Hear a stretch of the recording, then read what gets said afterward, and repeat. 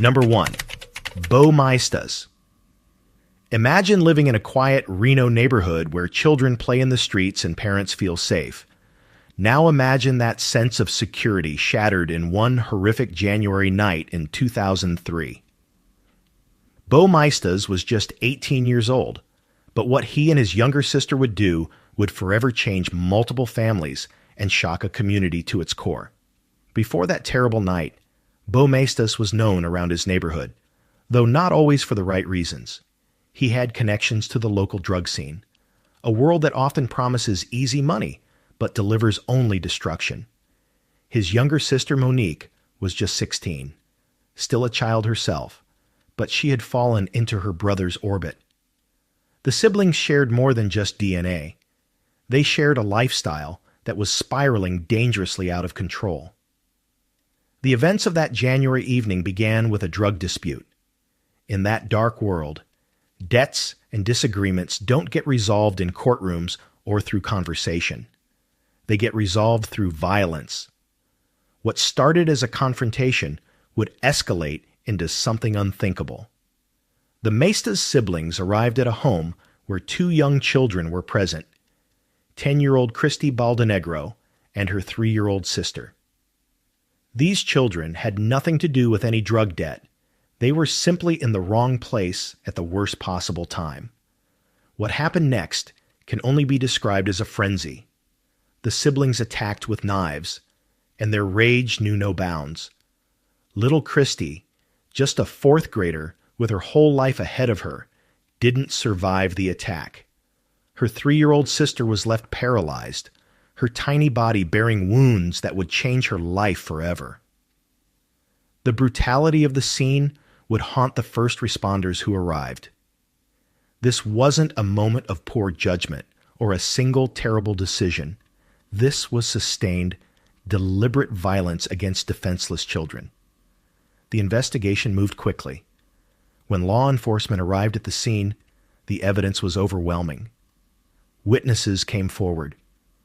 The drug dispute that had sparked the violence began to unravel, showing a web of poor decisions that culminated in tragedy. Both Bo and Monique were arrested, and the community of Reno struggled to comprehend how two young people could commit such an act. How does a teenager become capable of this level of violence? In the courtroom, prosecutors laid out the horrific details. The defense had little room to maneuver given the evidence and the nature of the crime. Bo Maestas was convicted and sentenced to life in prison without the possibility of parole. His sister Monique, despite being only 16 at the time, also faced serious consequences for her role in the attack. The judge and jury had to balance the fact that she was a minor with the severity of her actions. Today, Bo Maestas remains behind bars, serving his life sentence. The 3-year-old who survived continues to live with the physical and emotional scars of that night. Christy, Baldenegro's family will never get to see her grow up, graduate, or have children of her own. And we're left to wonder, in that moment when Bo and Monique made their choice, did they ever think about the permanence of what they were about to do? Did they consider that they were destroying not just others' lives, but their own futures as well? Number 2, Monique Maestas.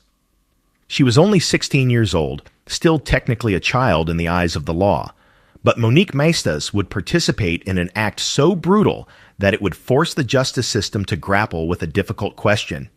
At what age does someone become fully accountable for evil? Growing up in Reno, Monique lived in the shadow of her older brother Bo. Siblings often influence each other, but in this case, that influence would prove deadly. By her teenage years, Monique had been pulled into a lifestyle that revolved around drugs and the violence that often accompanies that world. She wasn't the mastermind or the instigator, but she would become a willing participant in an attack that defies comprehension.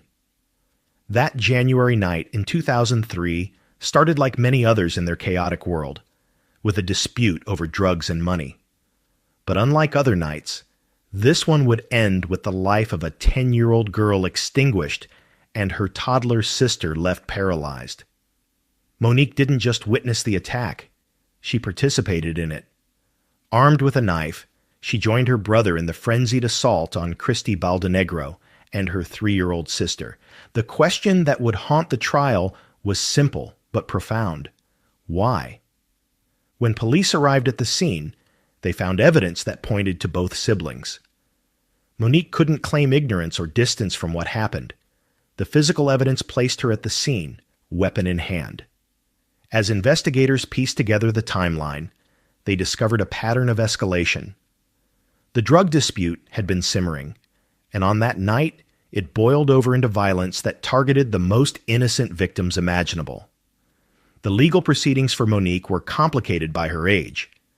At 16, she was still considered a juvenile in many respects, but the severity of the crime meant she would face serious adult consequences. The prosecution argued that age didn't excuse the deliberate nature of the attack. These weren't accidental deaths, or even a single impulsive moment. This was sustained violence against children who posed no threat. Monique was convicted for her role in the attack. The court had to weigh her youth against the permanent damage she had caused. She received a lengthy sentence, though the specific terms reflected her status as a minor at the time of the crime. Her brother Beau received life without parole, a sentence that reflected his greater culpability as the older sibling and likely instigator. Today, Monique Maestas serves her sentence, knowing that her teenage choices cost a child her life and left another permanently disabled. The 3-year-old victim, now grown, has had to build a life around the limitations imposed by that night of violence. And Christy's family continues to grieve the loss of a daughter who never got the chance to experience adolescence, much less adulthood. When we hear about cases like this, we often search for explanations: troubled childhoods, peer pressure, substance abuse. But at some point, we have to confront the uncomfortable truth that some people, even young people, make choices that are simply evil. Monique Maestas made that choice, and she'll spend decades behind bars because of it. Number 3, Bart Whitaker. Picture the perfect American family: successful father, loving mother, 2 accomplished sons. Now imagine that one of those sons is secretly plotting to eliminate them all. Bart Whitaker seemed to have everything: intelligence, charm, a bright future. But behind that polished exterior lurked something dark, something that would lead to one of the most shocking family annihilation plots in Texas history. Bart grew up in Sugar Land, Texas, in a family that exemplified the American dream. His father, Kent Whitaker, worked hard to provide a comfortable life. His mother, Tricia, was devoted to her sons. His younger brother, Kevin, looked up to him. To the outside world, the Whitakers were living proof that hard work and family values led to success. But Bart harbored resentments that his family never fully understood. He felt pressure to live up to expectations, and rather than simply walking away or having an honest conversation, he began to contemplate the unthinkable. The planning began long before that fatal December night in 2003. Bart didn't act impulsively. He orchestrated. He lied to his family about graduating from college, maintaining an elaborate fiction for months. And during that time, he was arranging for their demise. He recruited a friend to carry out the actual shooting, promising money from his inheritance. On the night of December 10, 2003, the Whitaker family returned home from a dinner celebrating Bart's supposed graduation. They were in good spirits, proud of their son. They had no idea that Bart had arranged for an intruder to be waiting inside. As the family entered their home, gunfire erupted. Tricia Whitaker was shot and died almost immediately.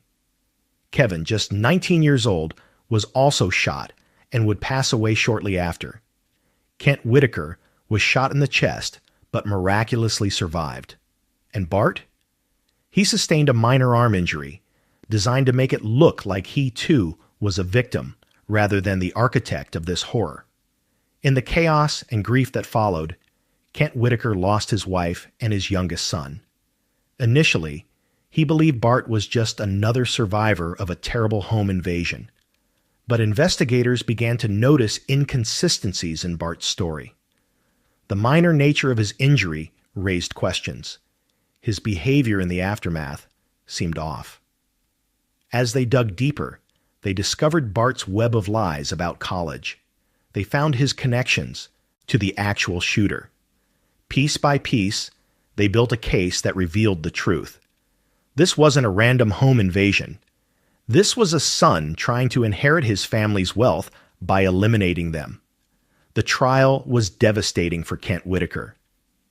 Imagine surviving an attack, losing your wife and youngest son, and then discovering that your surviving son orchestrated it all. The prosecution presented overwhelming evidence of Bart's planning and coordination. The defense struggled to explain away the facts.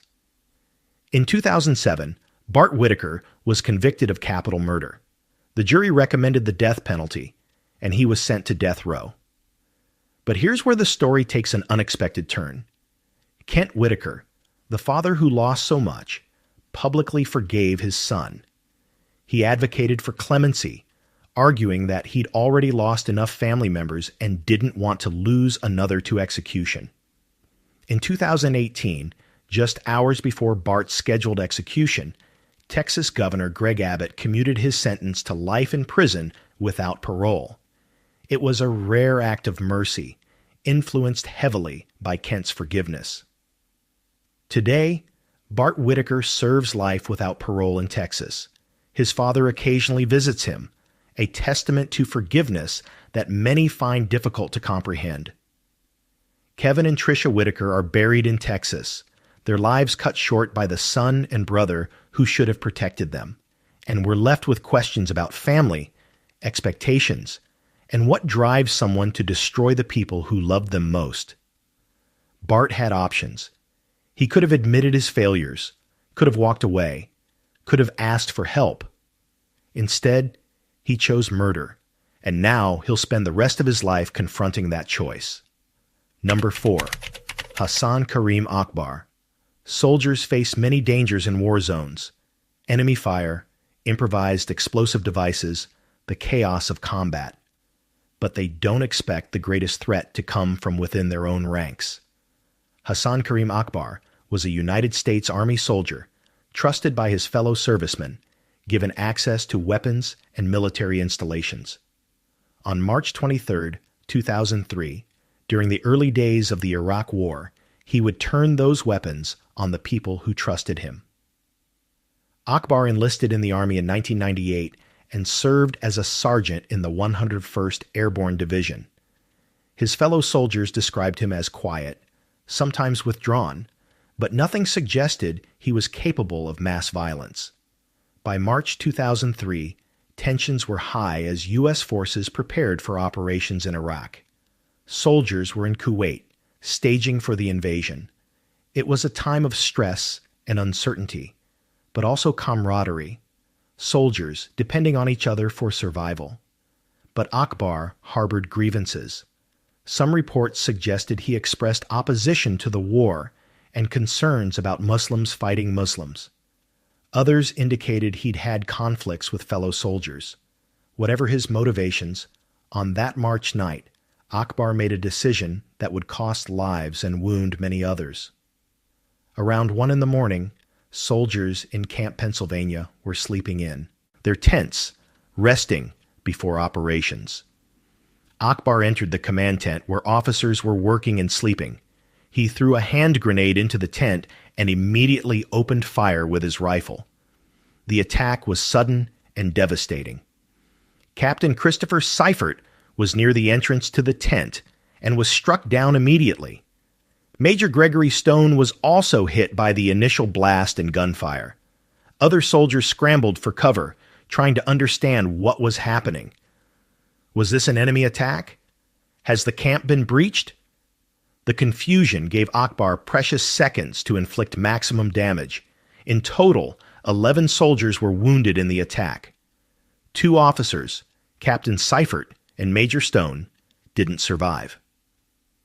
When soldiers finally realized the attack was coming from one of their own, they managed to subdue Akbar. The betrayal was complete. A soldier they had served alongside, someone they trusted, had deliberately attacked them when they were at their most vulnerable.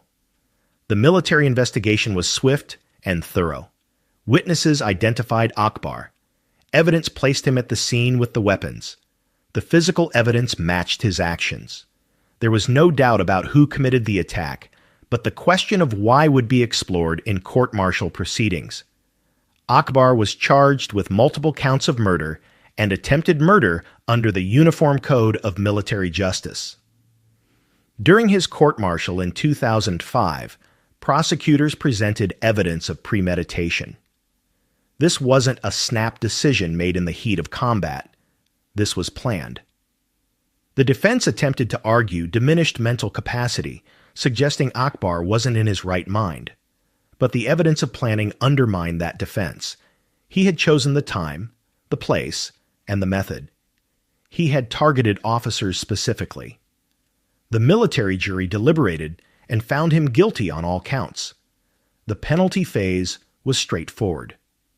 For murdering fellow soldiers in a combat zone, Hassan Akbar was sentenced to death. As of today, he remains on military death row at Fort Leavenworth in Kansas, awaiting execution. The families of Captain Seifert and Major Stone have waited nearly 2 decades for justice to be fully carried out. The 11 wounded soldiers carry both physical and emotional scars from that night.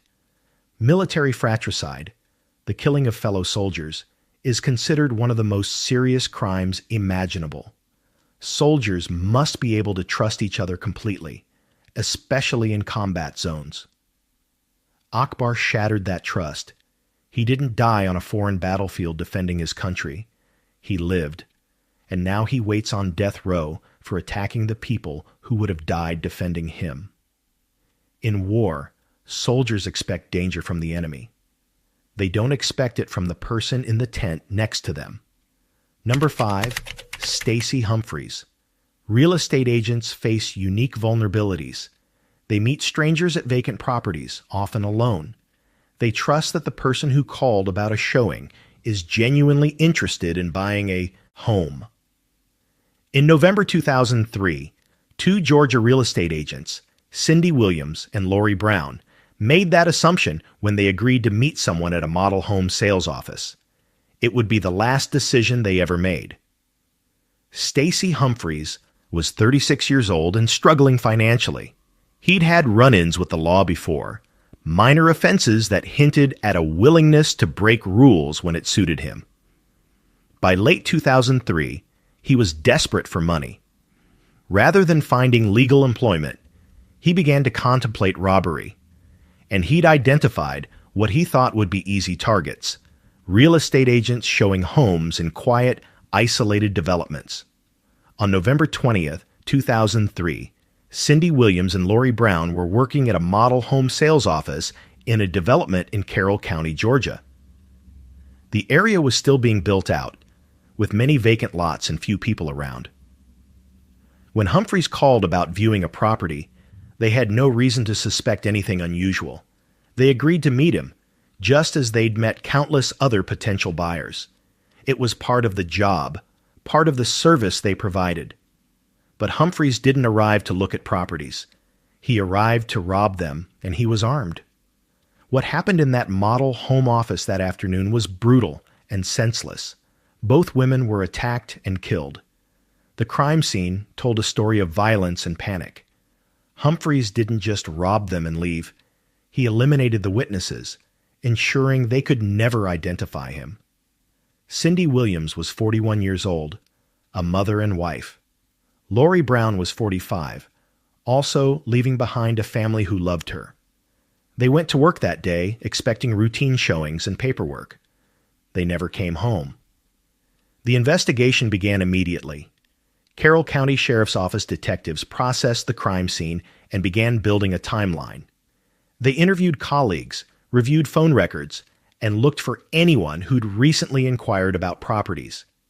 The breakthrough came when they started tracing the calls that had been made to set up the meeting.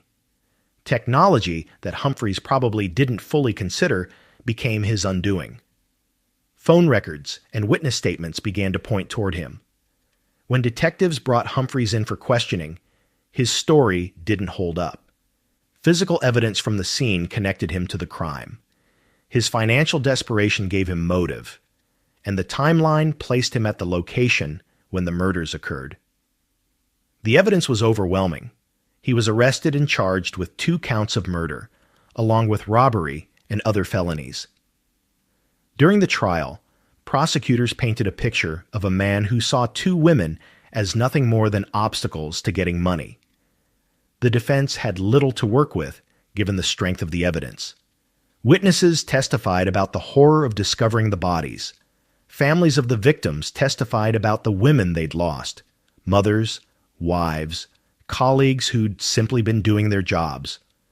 The jury heard all the evidence and deliberated on the verdict. Stacey Humphreys was found guilty on all counts. The judge sentenced him to life in prison without the possibility of parole for the murders, along with additional time for the other charges.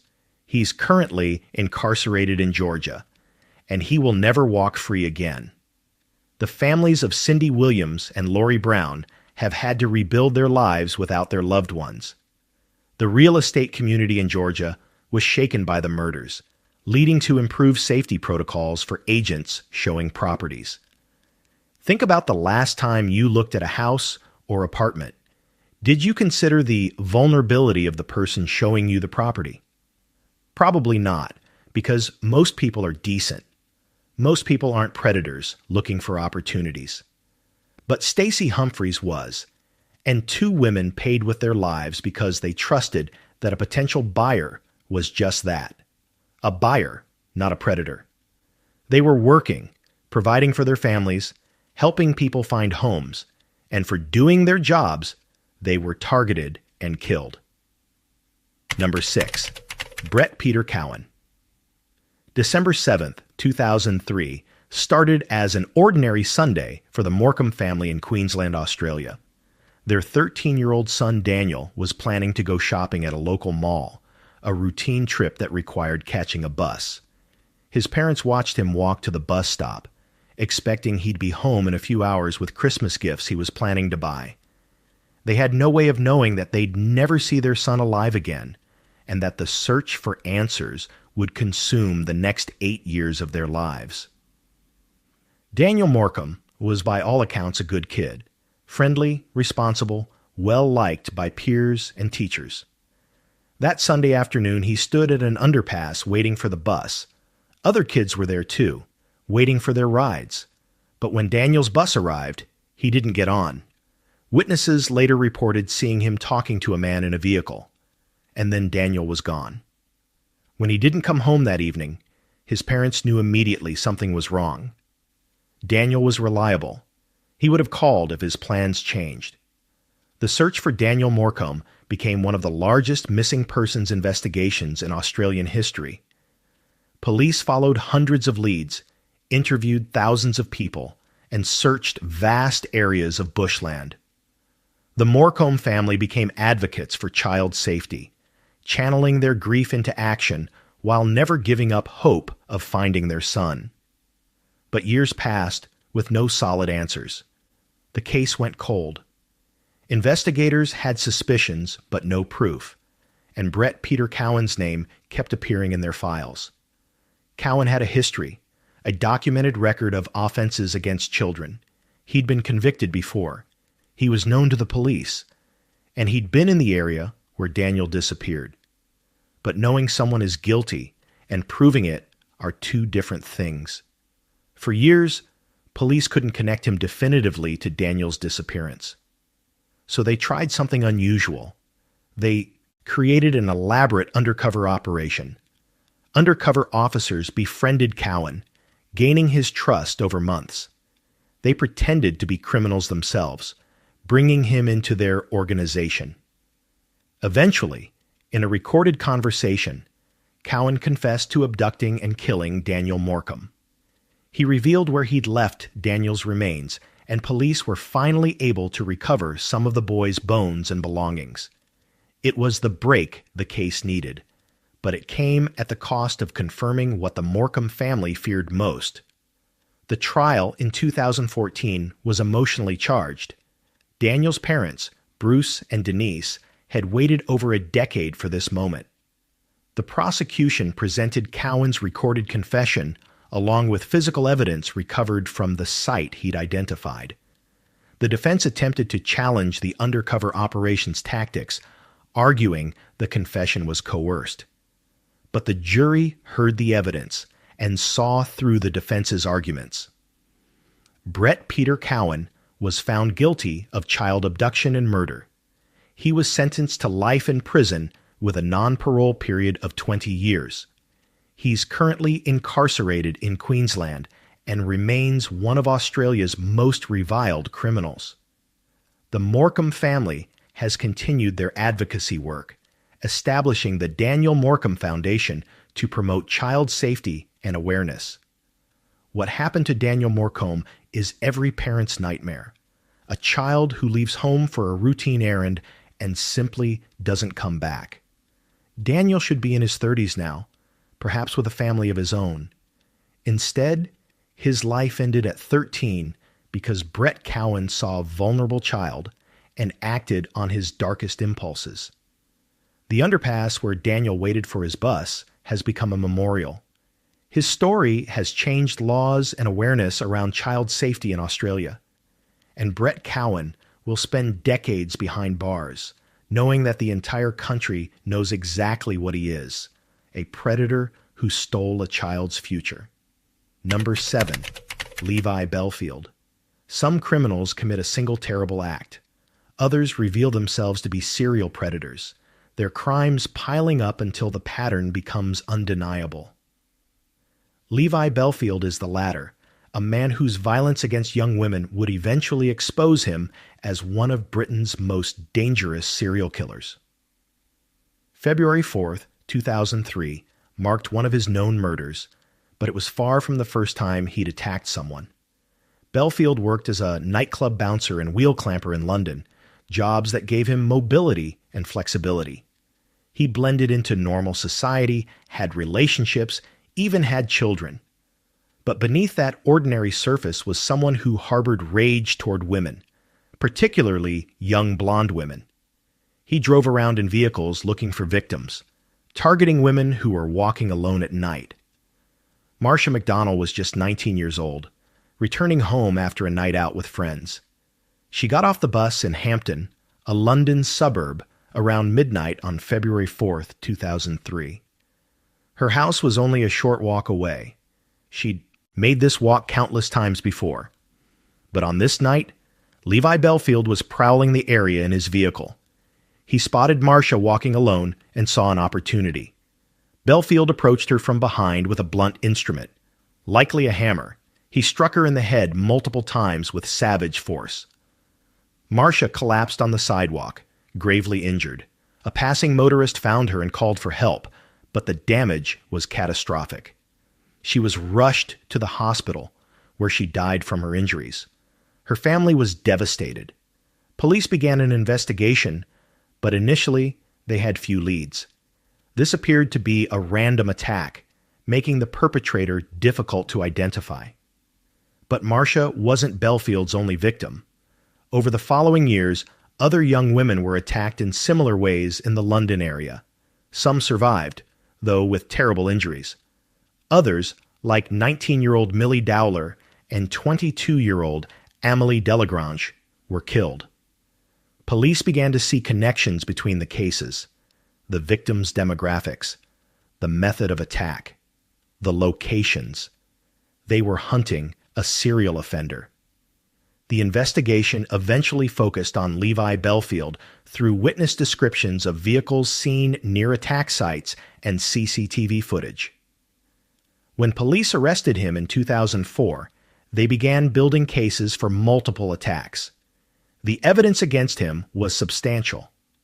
Witness identifications, forensic evidence, vehicle records, and phone data placing him near crime scenes. He denied everything, but the evidence told a different story. In 2008, Belfield was convicted of murdering Marcia McDonnell and Amélie Delagrange, as well as the attempted murder of Kate Sheedy. He was sentenced to life imprisonment with the recommendation that he never be released.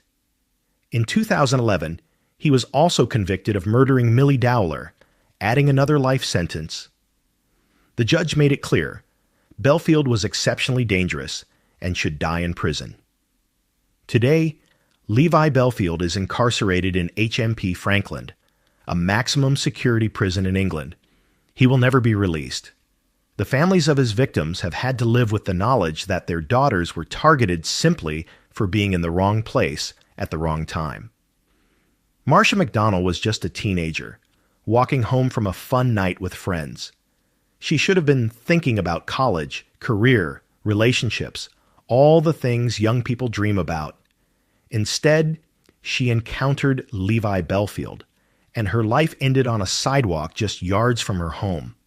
Serial killers often seem ordinary to those around them. Belfield had relationships, held jobs, and interacted with people daily. But he was driven by something dark, something that compelled him to hunt and attack young women. Marcia was one of his victims, but she's remembered not just as a victim, but as a vibrant young person whose life was stolen. And Belfield? He's remembered as exactly what he is, a predator who will never again have the opportunity to harm another person. Number 8. Phil Spector. He revolutionized music production, created the wall of sound, and worked with some of the biggest names in rock and roll. Phil Spector was a legend in the music industry, inducted into the Rock and Roll Hall of Fame, wealthy and famous.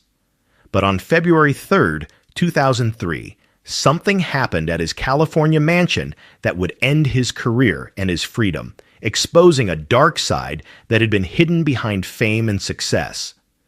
Lana Clarkson was 40 years old, an actress who'd appeared in films during the 1980s and 90s. By 2003, she was working as a hostess at the House of Blues in Los Angeles, still pursuing acting opportunities when they came. On that February night, she met Phil Spector at the club. According to later accounts, Spector invited her back to his mansion in Alhambra. She agreed, perhaps seeing it as a networking opportunity or simply a social engagement. She had no reason to think she was in danger. This was a famous music producer, not some random stranger. What happened in the early morning hours at Spector's mansion would be disputed during the trials, but the outcome was not. Lana Clarkson was found dead in the foyer, seated in a chair with a single gunshot wound to her mouth. Spector's driver called 911, reporting that there'd been an accidental shooting. When police arrived, Spector allegedly made statements suggesting he'd shot someone, though he'd later claim he didn't remember saying such things. The crime scene told a complicated story. Initially, investigators had to determine whether this was suicide, accident, or homicide. Lana's hands showed no gunshot residue in the pattern you'd expect if she'd pulled the trigger herself. The position of the weapon and her body raised questions. As forensic experts examined the evidence, the suicide theory began to fall apart. This looked like a homicide, and the only other person present was Phil Spector. The legal proceedings became a media sensation. Here was a music legend, someone who'd shaped the sound of 1960s pop music, facing murder charges. The first trial in 2007 ended in a mistrial when the jury couldn't reach a unanimous verdict, but prosecutors retried the case in 2008. During the second trial, they presented evidence of Spector's history of violent behavior toward women, including multiple instances where he'd threatened women with guns. This wasn't an isolated incident. It was part of a pattern. The defense argued that Lana had taken her own life, that she was depressed about her career and financial situation, but the forensic evidence didn't support that theory. The prosecution's expert witnesses testified about gunshot spatter patterns, the position of the weapon, and the lack of evidence consistent with suicide. In April 2009, after deliberating for several days, the jury found Phil Spector guilty of second-degree murder. He was sentenced to 19 years to life in prison. The man who'd once controlled every sound in a recording studio, who'd demanded perfection and gotten it, was now an inmate in the California prison system. He appealed the conviction multiple times, all unsuccessful.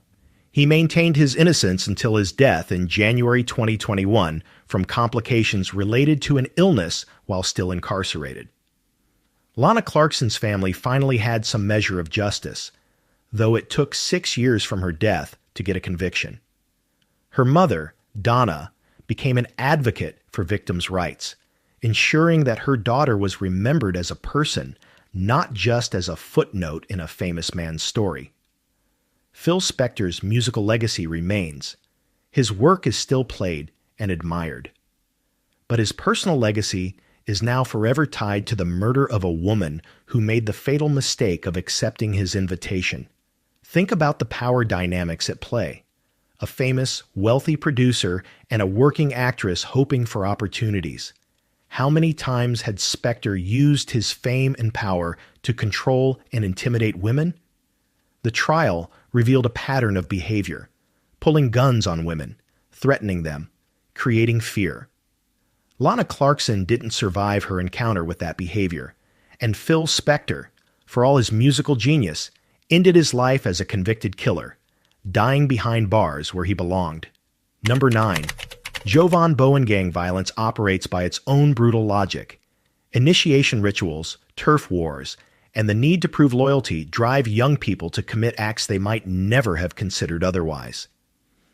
In February 2003, in San Francisco's Bayview district, a young man named Armando Arce lost his life in what prosecutors would later suggest was a gang initiation killing.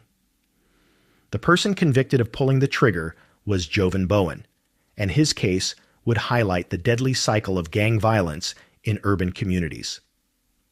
The Bayview district of San Francisco has struggled with poverty and gang activity for decades.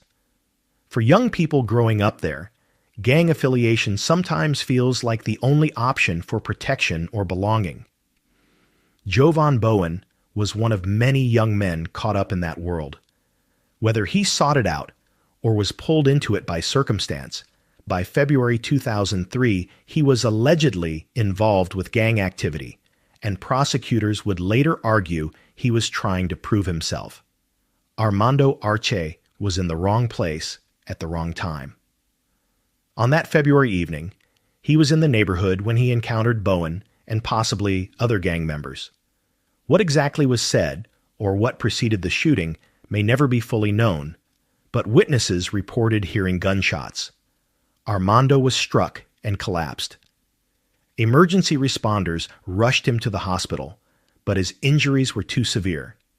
He was pronounced deceased, another victim of street violence, another family left to mourn. The investigation into Armando's death involved the San Francisco Police Department's Gang Task Force. They interviewed witnesses, though many were reluctant to come forward.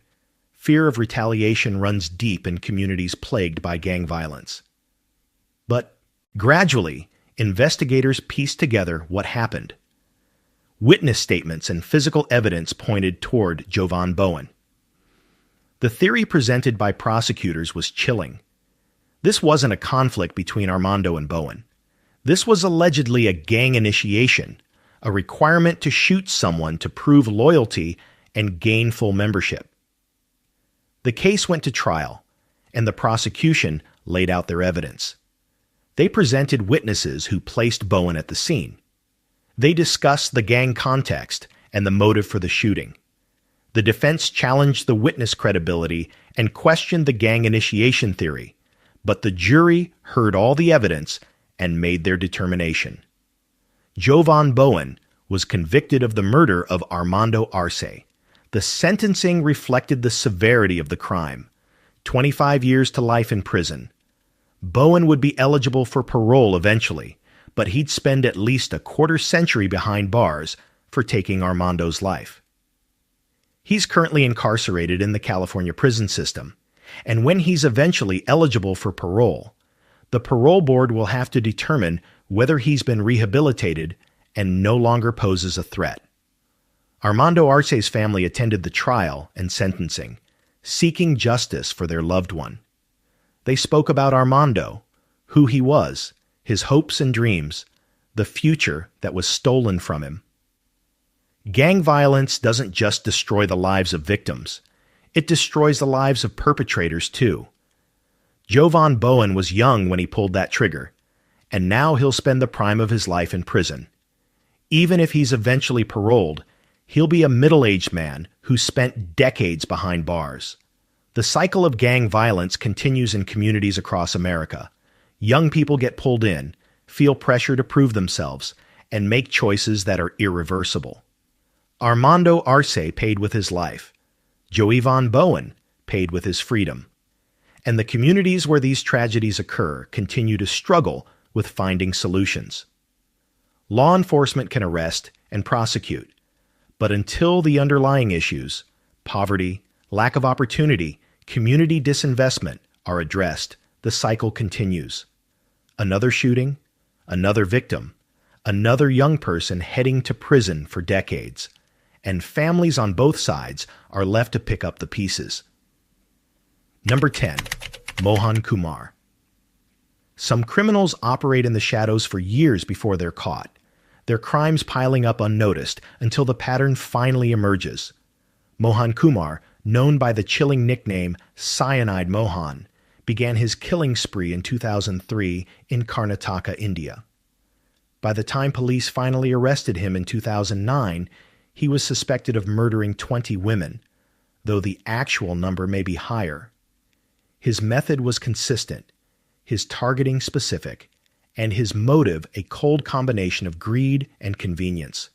Kumar was a schoolteacher by profession, a position that gave him respectability and trust in the community.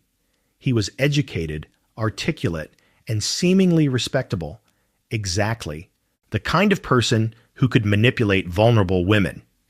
His targets were typically young women from rural areas, often from lower economic backgrounds, who were looking for marriage opportunities.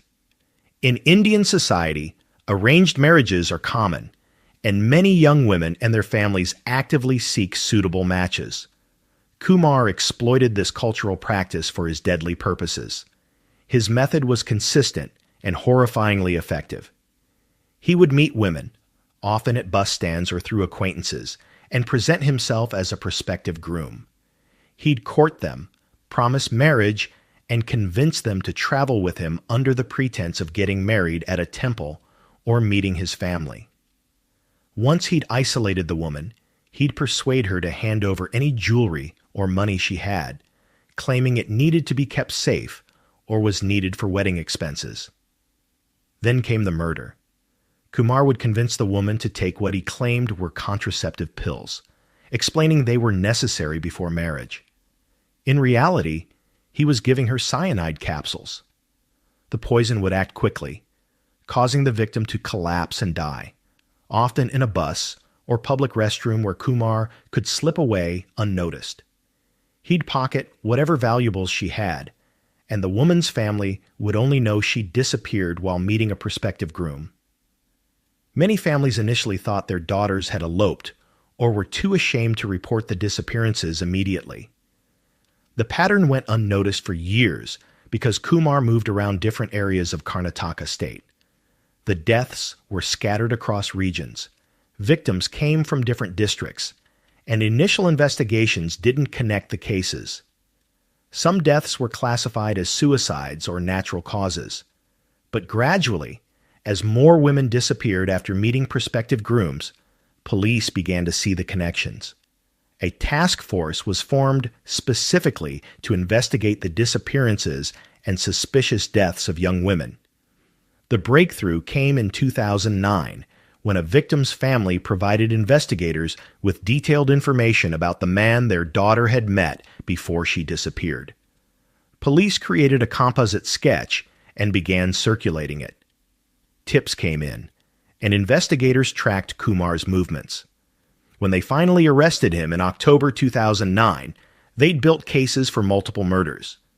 During interrogation, Kumar reportedly confessed to the killings, providing details that only the perpetrator would know. The investigation revealed the full scope of his crimes. 20 women were confirmed killed, though investigators suspected there might be more victims whose deaths were never connected to Kumar. The forensic evidence was challenging because many bodies had been buried or cremated, and in some cases, years had passed. But Kumar's confessions, combined with witness statements from families who'd seen him with victims and evidence of him possessing victims' jewelry, built a strong prosecution case. The trials proceeded through India's court system, and Kumar was convicted of multiple murders. He was sentenced to death for several of the killings, though the legal process of appeals meant the sentence wasn't immediately carried out. India's justice system allows for extensive appeals in capital cases, and Kumar's legal proceedings continued for years. As of the last available information, he remained in custody, awaiting the final resolution of his appeals. The victims of Cyanide Mohan were young women with hopes and dreams, women who trusted someone who presented himself as a respectable teacher offering marriage. Their families were devastated not just by their daughters' deaths, but by the betrayal and exploitation. In a culture where family honor and marriage are deeply important, Kumar weaponized those values against his victims. He saw vulnerable women not as people, but as sources of quick money. Jewelry, cash, whatever they had could be taken and sold. Think about the coldness required to repeat this crime 20 times. This wasn't passion or rage. This was calculated predation. Kumar would court these women, spend time with them, gain their trust, and then kill them without hesitation. And he'd do it again and again and again. Each woman who trusted him paid with her life. Each family left behind still grieves, and Kumar earned his nickname, Cyanide Mohan, the teacher who used poison and deception to become one of India's most prolific serial killers.